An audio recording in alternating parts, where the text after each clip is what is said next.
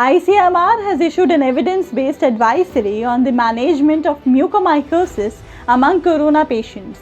In this video, we will discuss what is mucormycosis, how to prevent it, when to suspect, the do's and the don'ts, and also how to manage it. So, let's begin with understanding what is mucormycosis. It is said to be a fungal infection that mainly affects people who are on medication for other health problems. It reduces body's ability to fight germs and sickness. It affects sinuses or lungs of individuals if fungal spores are inhaled from the air.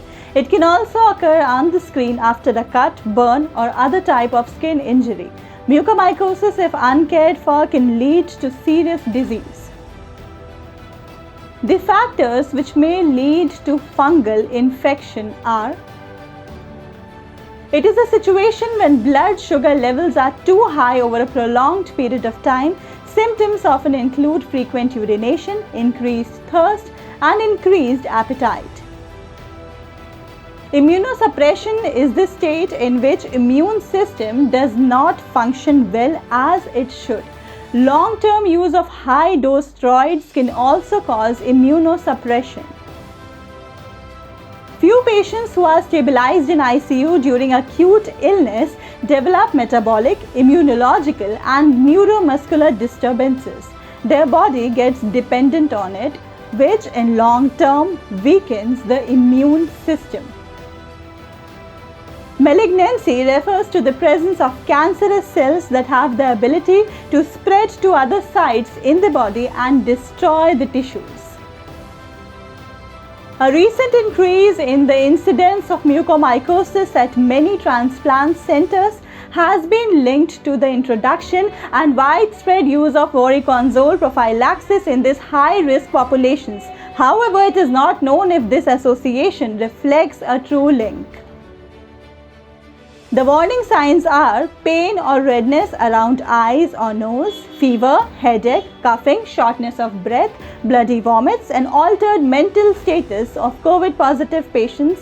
Diabetics or immunosuppressed individuals can suspect if there is one-sided facial pain, numbness, or swelling. It can be suspected if there is a nasal blockage or congestion or blackish or bloody discharge.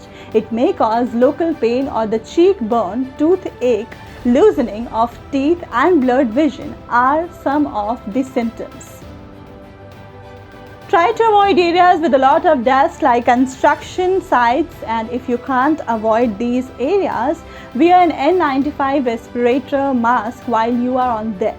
So wear shoes, long trousers, long sleeve shirts, and gloves while handling this soil. Maintain personal hygiene, including thorough scrub bath to reduce the chances of developing the skin infection. The points about which we will be discussing now are recommended by ICMR as to reduce the risk.